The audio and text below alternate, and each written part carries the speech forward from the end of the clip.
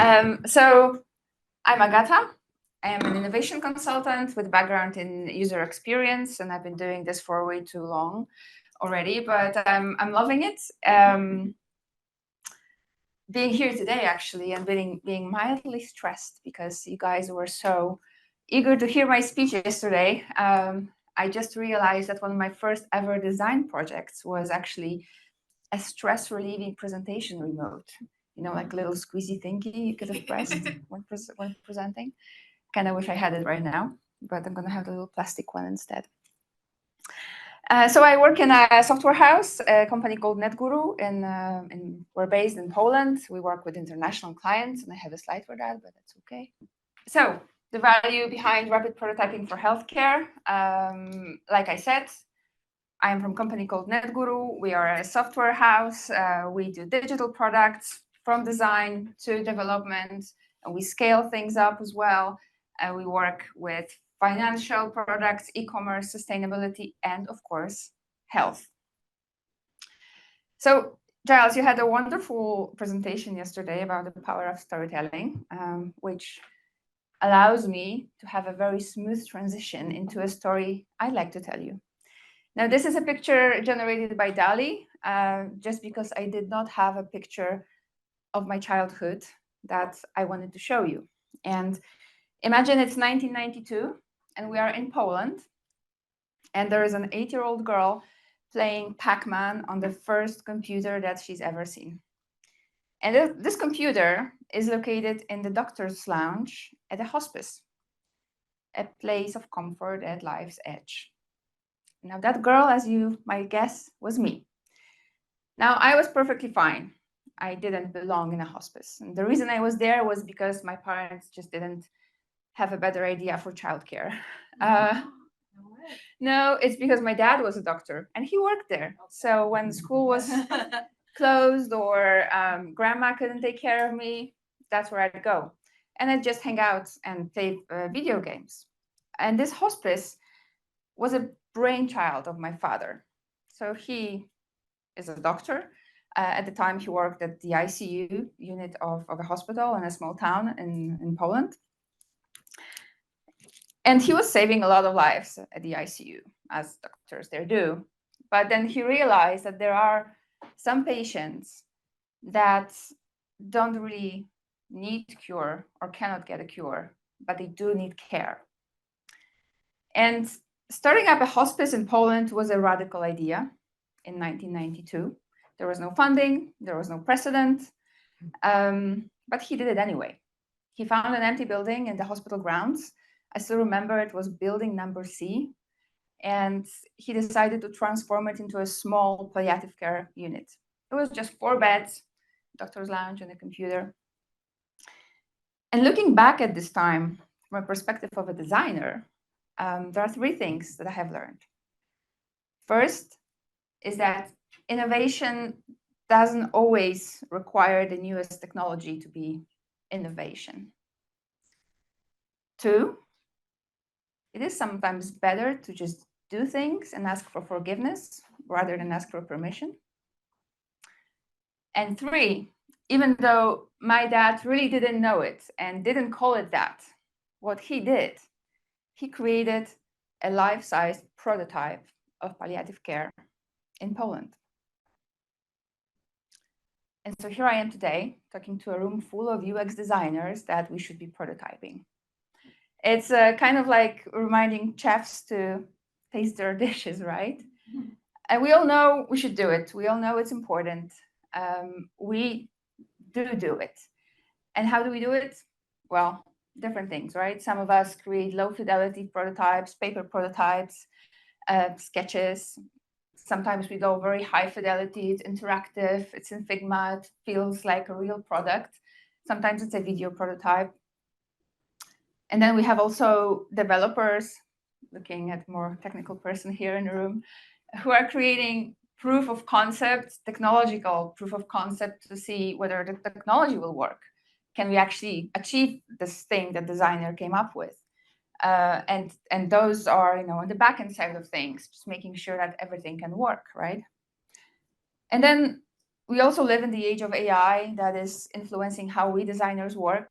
So sometimes we're going to aid ourselves with, I don't know, an AI generated image, like the one I had today. Or maybe we're going to have it in our process here and there. And some of us are going to be thinking, is it scary? Is it going to take my job? It won't. Some of us might be thinking, this is finally something that allows me to bring my creativity forward. Much, Angel, like you said yesterday to me, that with the use of AI, you can actually put things together much easily, right? But it's a new landscape.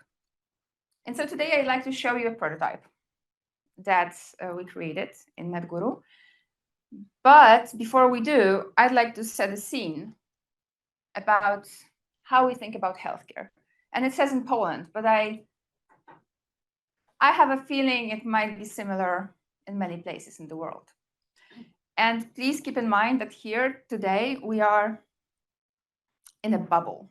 So you guys are a special bunch of people who work in healthcare, doctors, designers, other people. And, you know, we are at the frontiers, so to speak, of how healthcare could look like. We are visionaries. Okay, that's a little bit out there, but, you know, we are not just regular people thinking about healthcare. And what the way it looks very often these days still is that, you know, there's a patient has a problem, there's a doctor sees that patient. It's a one-to-one relationship, patient-doctor. And the patient is often not interested in the doctor's stories, often not interested in patient stories, like you said. And very often the doctor is also not interested in the whole ecosystem that the patient finds themselves in. Their loved ones, who cares for them? What is their socioeconomical status? All the things that you mentioned yesterday in your presentation, Giles, right? And on top of that, even though as we talked today and yesterday, we have abundance of data about, you know, from wearables, from different tests that we are getting done at doctors' offices and hospitals, healthcare is very often still not data-driven. It goes to waste. So in NetGuru, we decided to give it a shot and tackle maybe a bit of a different approach to things. And we created NeuroNest. NeuroNest is a vision of a platform that proposes a holistic approach to Alzheimer's care. And maybe not to talk too much about myself, I'll just show you a quick video that's going to take you through what it is, what it does, and how it looks like. And hopefully it's just going to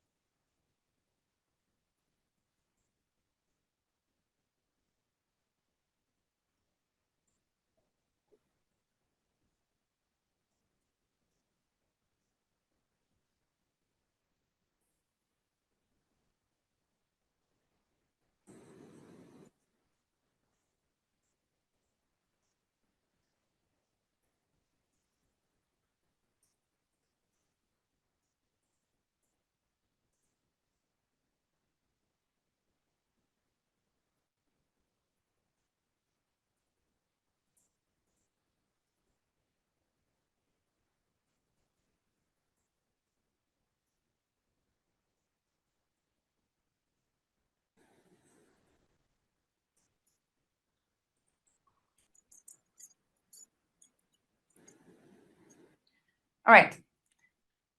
Kind of looks like any other prototype, right? From a UX perspective. So what is different about it? Well, from a design perspective, it's not only an interactive clickable prototype, it's a technological proof of concept. So I actually have it with me on my phone, and I invite you to come over and play with it during the break. So that's one thing. And I'm going to go into detail why it matters and why it is so important in a second. The second thing is that it's a vision. It's an illustration of a vision that we had for how a holistic approach to Alzheimer's care could look like, one that takes into account the doctor, the caregiver, and the patient, giving each of the actors power to perform their tasks, or giving each of them the tool that is needed at the right moment, at the same time giving also the patient and the caregiver control of the data that is being shared, used, and utilized by the app. Let me just quickly take a look at my notes. All right. So when creating a medical app like that, or a digital therapeutic app like that, from a UX perspective, it's important to get some basics right. And this is why we went for a technological proof of concept and an interactive prototype approach, because there are a lot of things that were unknown and a lot of details to be done right. Security and compliance being one of it. We talked about it a lot, and yesterday we had a wonderful talk about security in medical apps. The GDPRs, the sensitive medical data, the data from health trackers that integrate into the app. How is it being utilized by the app, by ChatGPT, by doctors? What is shared, what is not? Who has control over it? And going into compliance, these are, again, also, like you mentioned, complex things, and I'm not going to pretend to be an expert in them. But do we need to be qualified as a medical device? What sort of compliance requirements do we need to meet, depending on what is that we're doing with our app? These are things that need to be answered. And things from a technological perspective, where is the data going to be stored? And I do not mean the device or the cloud. I mean, where are the servers at? Like which country, which continent? Because that is going to determine a lot about how compliant we have to be and with which regulations we actually have to be compliant. And then an important one, and this is really something to you and about your speech, data interoperability. You mentioned electronic health records. So just in Europe, we have 4 main standards of data when it comes to electronic health records. And 4 main ones. That doesn't mean they're all of that. There's way many more. And then there is data from wearables, and it's a different standard for Apple HealthKit and a different standard for what Android has and Garmin. And then there's data from heart monitors at the hospitals and ventilators and so on and so on. And all this data has its own standard, and they do not really talk to one another. So getting it into one place, and that is probably why so many HR companies trying to do HR fail, because getting it into one place is just very difficult. So designing an app like this, we have to make choices. We chose to integrate with Apple HealthKit, and so on and so on. And then accessibility. It's an obvious, right? Accessibility for a medical device app just has to be there. But we're designing for Alzheimer's disease. So memory loss. So, okay, we're going to get the contrast right, and we're going to have the ARIA tags, and the screen reader is going to work. Great. But then we also have AI assistant and a chat there. So maybe you guys tell me, who of you has recently interacted with an AI? Yeah? Okay. Did you know that you were interacting with an AI? Imagine that you didn't. Or that you forgot the next day. We talked a lot about ethics, and I don't have an answer on how to do that. What I know is that the AI Act that's coming in, I think in June in Europe, is going to take medical devices into account, and the regulations are coming into how we're supposed to, go about this. But these are not simple questions. And like you said, if in doubt whether you should do it, you probably shouldn't. So we have to be very careful about that. But why do we do it? Is it a working app on the market? It's not. Was it done for a client? It was not. Why then? Well, we wanted to challenge ourselves in NetGuru. We wanted, first of all, to get the knowledge and the education we needed to actually be making apps like that. We wanted to see what is possible, what are the flags to look out for. We wanted to see how fast we can do something like this, and what is the technological landscape around this. But also, we really wanted a tool to talk with stakeholders that will make it much easier to have a discussion about what it is that we're doing. Telling someone, hey, I'm going to create this platform for like doctors and patients and caregivers, and it's really hard to imagine what is it going to be, how is it going to work. This is a tangible thing that I can show to Giles and tell him, like, what do you think? Is it going to work for you and your patients? It can help us validate the idea with users, different stakeholders, and yes, get feedback. So some of the key lessons that we learned. First, about accessibility. Accessibility for memory loss goes way beyond what we know about accessibility. And it's not a very easy thing to solve, how to do it. AI and ethics. I'm not going to go more into that because I feel like we know by today how important that is. And the third point, which is going to be, I think, the cherry on top in my speech, is we learned a lot about the design process in general. Now, when we started this project, I came into the team and the idea was there.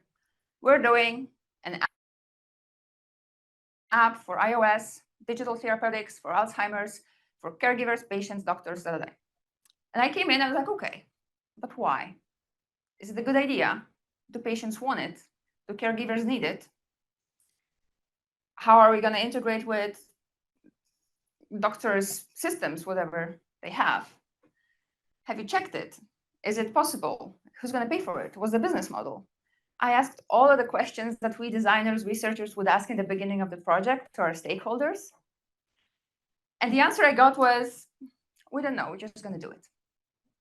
And the thing is that we deliberately decided not to follow a design process.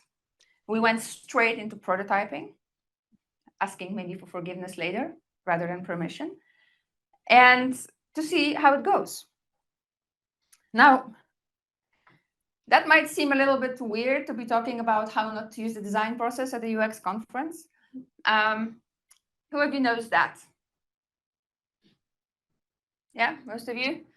The double diamond, our Bible of design and how we should approach problem solving. Are you aware that this is 19 years old? It's been around since 2005. Can drink and drive. Yet we still use it. And don't get me wrong, I think it's a great framework.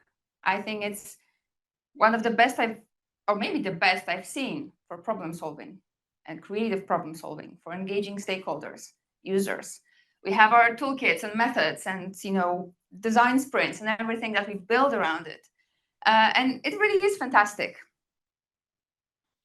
But maybe it's also dead. Board of Innovation has recently hosted a webinar.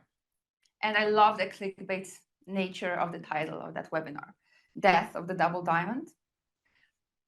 Because it causes reflection. It made me think, is it really still valid to be using a method that's so old? Do we as designers, do we need to evolve maybe more and question the methods that we use instead of just being in them in the same ones over and over again? Even if they work, maybe there's something else, maybe there's something better. Now, Board of Innovation, is there somebody from Board of Innovation here? No, okay. They're from London, so there was a chance. named 3 reasons why they think the double diamond is dead, and I'm going to go through them with you. First, in the age of AI, success of innovation does not have to rely on human thinking alone. That's a little bit revolutionary. Our thought is not the only thing that we can apply to solving complex problems anymore. There's AI, obviously, right? And if we employ AI to help us with identifying problems, prioritizing problems in a certain problem space that we're exploring, we can save time, and we humans can focus our team efforts or personal efforts on going further down the design process faster. 2, the double diamond focuses on desire. It's a very difficult word. Desirability. Is that right? Do I say it right? Yes. So it puts user in the center. And again, it's great. We want to solve problems that are relevant for our users, and we want to create solutions that actually solve those actual problems. But it quite often happens that we get carried away as designers. And like we said, we create those wonderful visions for solutions. We have good intentions at heart. They are going to help the user, but will they make money, and will they be scalable, feasible, and viable? Is it something that's going to grow, or is it just something, a high-level vision that we've created? So of course, as designers, we do employ business models. We talk to stakeholders, and we reflect on it, but it still is quite secondary to user needs. Now, we spend a lot of time doing discovery research, ethnographic research, empathy research, trying to understand our users and what they actually want. But most of the data about our users, it already exists. So I know I'm being provocative here, but what if we don't need to do it? What if we can have generative AI go through that data and generate solutions for the problem that before it had also generated for us, right? And the third one, and it's my favorite one, is that double diamond reinforces biases. Who of you know this book, Thinking Fast and Slow? Yeah, I see people nodding. So David Kahneman, who wrote that book, was working on how we humans are inherently biased. We have to be. We rely on stereotypes. There's way too many information in the world for us to process it. So these are shortcuts that allow us to survive, basically, right? And he got a Nobel Prize for that work. Now, as designers, we are also trained to be biased. 10 heuristics, we use that all the time. Personas, we use that all the time. And we are content with the fact that a persona is going to be a prototypical user that's going to represent 80% or majority of our users. And we're fine because, it goes well with our business models, and it's okay. It's a shortcut we make. But then there is this 20% of underrepresented and underserved users. If we do user research and we go and talk to 5, 7, 10 people per user group, if we're lucky, it's still super underrepresented, right? So with the use of generative AI, maybe we could serve this 20% better. Now you might think, and I'm looking at Angel again, those of you who worked with AIs, with large language models, they are also biased. And they are biased because they're trained on data that we humans had put there, right? The thing is, though, that, and I'm happy to have a conversation about it, but I think that it is much easier to retrain a language model than it is to retrain a human brain. So creating a language model that will avoid biases is much easier than us trying to be not biased as humans. Right, so if not the double diamond, then what? The Board of Innovation proposes a new model called the Stingray model. And I feel like I'm all the time in your way. Okay, so they propose a new model, the Stingray model. And it looks a little bit like the fish, the stingray fish, and a little bit like a diamond. I'm going to show you in a second. The idea behind the Stingray model is that It is an AI-powered design process that is being co-piloted by us humans. So it's not about AI doing everything in the design process. It's about us setting up the AI companion in our work in a way that's going to make it easier for us and faster for us and more efficient for us to solve complex problems and come up with solutions to them. So the process is divided into 3 parts: train, develop, and iterate. Now the train phase is, so the darker it is, the more human-led it is. The brighter it is, the more AI-led it is, right? So the train, as you can see, is very human-led. This is where we have to train a model that we're going to be using for finding the problems and coming up with solutions. This is where we input data. This is where we try to avoid biases, etc. Now, in the develop phase, we use AI to generate a lot of problems from the problem space that we trained it on, and develop a lot of concepts that could be solving those problems. And then we iterate.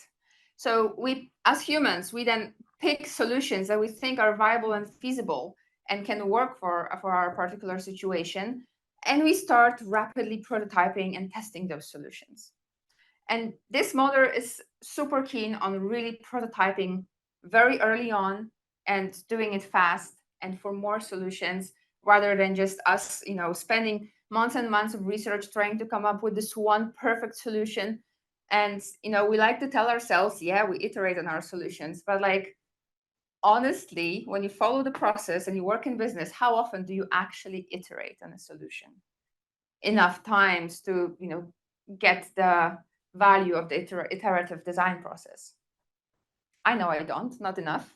So this encourages really very, very quick prototypes very early on. And is it a good model?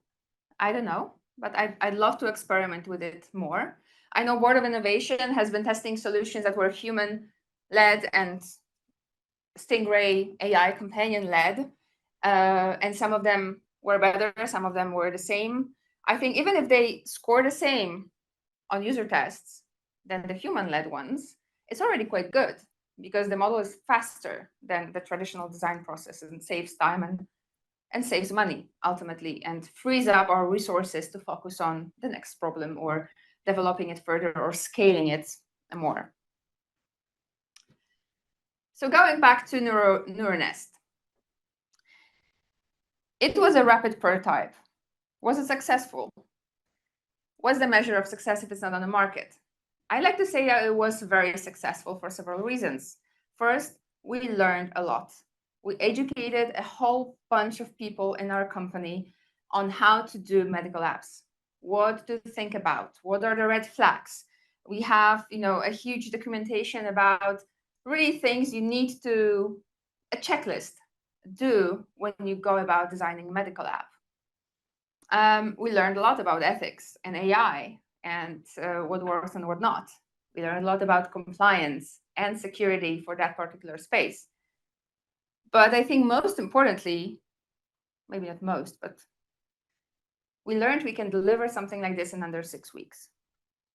It was really very, very quick. Now, after we've done it, it left me, an innovation consultant, a designer, with a question about the methods I use. Is Stingray something I'm going to be using over and over again all the time? Is it the new design thinking? Is it going to change the way we work?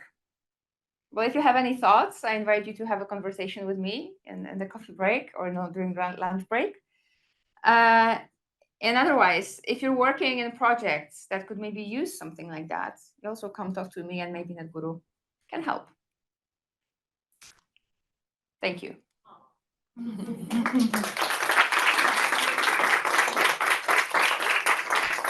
Giles, come ask me questions. No, okay, come on, guys. Any questions?